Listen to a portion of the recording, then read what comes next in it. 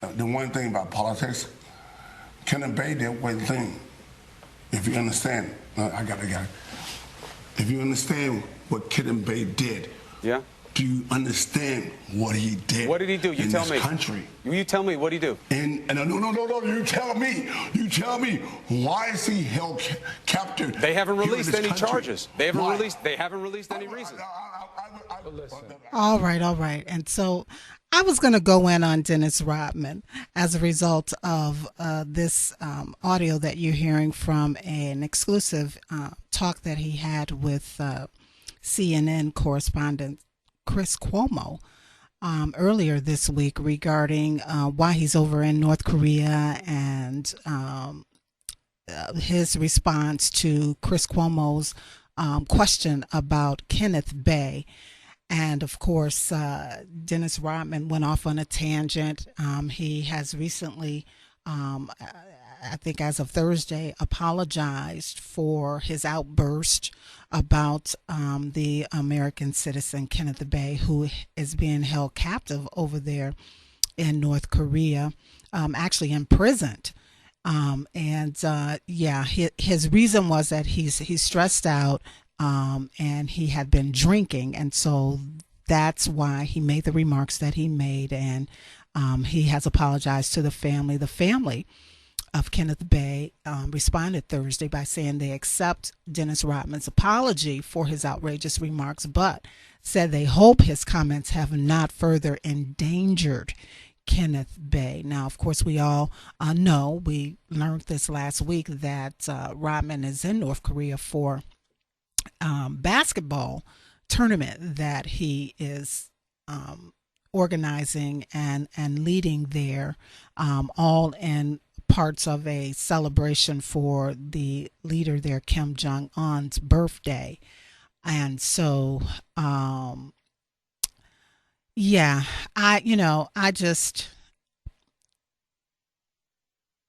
what happened last night as I was planning this story, I just happened to glance in a corner in my office room and saw a plaque from 1996 to 1997. And there were, 5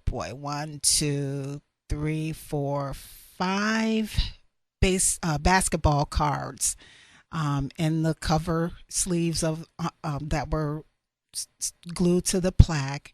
And one of those cards was, of course, Dennis Rodman. And, of course, I'm talking about the world champion Chicago Bulls. My son was just a basketball card fanatic back in those days. And he did some NFL cards and baseball cards, too. But when it came to basketball, he knew them all. He knew their stats and all of that. And the Chicago Bulls were the champions for a long run. And I was just in love with the starting lineup and the whole team, including Dennis Rodman, even though he came from Detroit. He was a bad boy from Detroit. But so I'm not going to criticize him. You know what? I think that we as media have been giving this whole thing too much attention.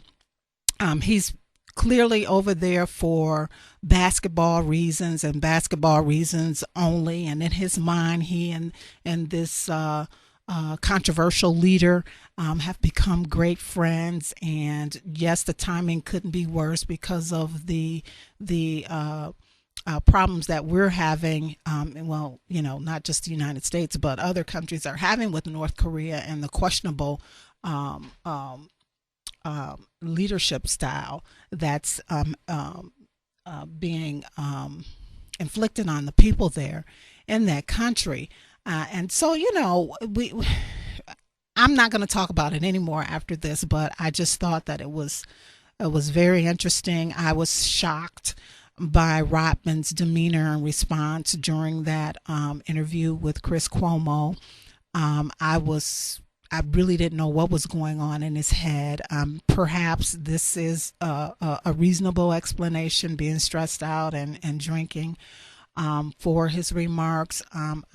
I do think that he probably should have educated himself a little bit more on the Kenneth Bay situation and the whole issue of human rights in terms of what's going over there in North Korea and how most of the citizens there are being treated.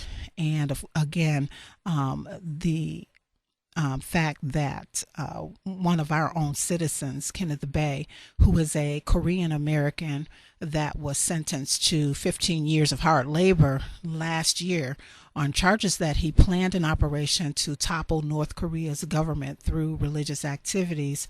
The North Korean regime there accused Kenneth Bay of urging people to carry out hostile acts against the state. And of course, his family members are saying that he's a devout Christian who ran a legal tour operation in North Korea, but didn't fully understand the North Korean system there. And so, you know, something that he did led them to believe that he was trying to lead some hostile acts. Anyway, he's there serving a 15-year prison sentence, and his family is very concerned because his health has deteriorated since his stay at the detention center. Of course, the United States government has repeatedly called on North Korea to grant Bay amnesty and to release him.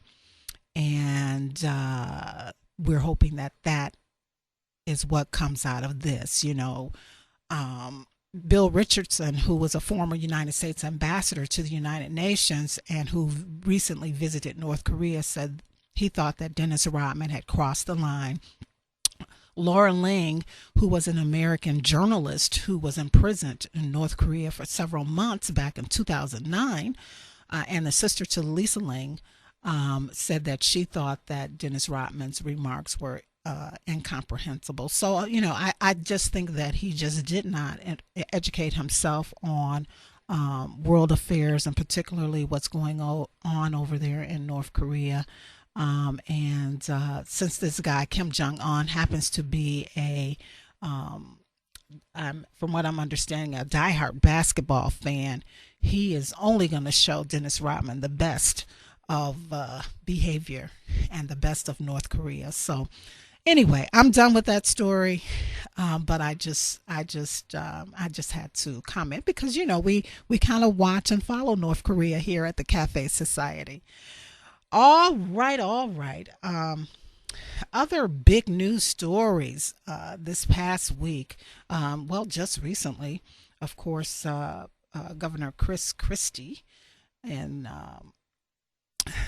New Jersey is in the news, and it all has to do with political retribution and abuse of power and all of that. And we can't believe that. I just can't believe that anyone is shocked about this. I mean, we know the bad, evil side of politics, right? We know that things happen out there as a result of political payback or whatever.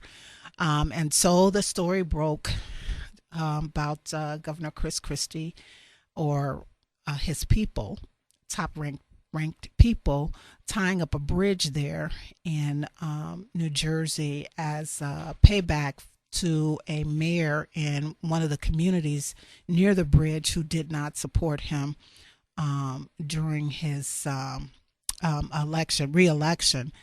And there's been all kinds of emails and other documentation that has surfaced that apparently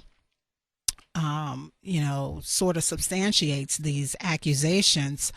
And of course, the Democrats there in New Jersey are really waiting to get clear answers from Governor Christie. They want to jump right on this because, again, the mayor of the town that did not support him happened to be Democratic. And, they're all looking at this as some kind of political vendetta. They say that there's about 24 pages of emails and text messages that blew this case wide open this past week. And New Jersey Democrats are believing that there are many more, at least 5,000 more, that they are saying exist.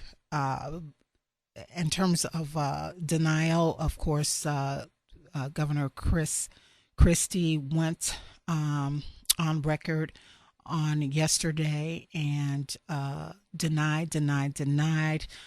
He said he had no knowledge or involvement in the issue or its planning and execution, and he thinks that it was outrageous, it was stupid.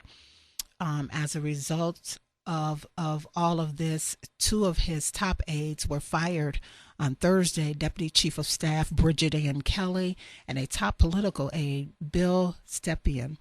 And Christie said that he didn't want to know yet what they knew about all of this and what caused them to launch into this political vendetta. But as time goes on, he certainly will take a look at things.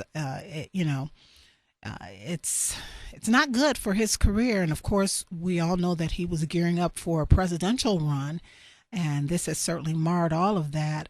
Is it irreparable? Is his political career now irreparably damaged? That's the big question. But again, we cannot think that this is not business as usual. Perhaps this is on a grander scale, but these kind of political games happen all the time, locally, nationally. And is it right? No. Is it an excuse to forgive Governor Chris Christie if he was in fact involved, or even his top political aides? No, but it is something that runs rampant in this country. And that is, of course, political bullies abusing their power, holding vendettas against folks in other parties for whatever reasons, and so things happen. Yeah, as long as I've been around and have sort of dabbled here and there in politics, I know that things happen. But this was shocking, I have to admit. This was shocking to read and hear about a bridge, a traffic jam being caused as a result of a political vendetta was shocking to me. So anyway, we'll watch this story and see how he continues to handle himself, and see what other, I guess, emails and text messages and paperwork surfaces that will, either clear New Jersey Governor Chris Christie's name, or, boy, you hate to say it, but maybe show that he did in fact have some involvement in all of this. We'll keep a track on this story and see what happens. All right.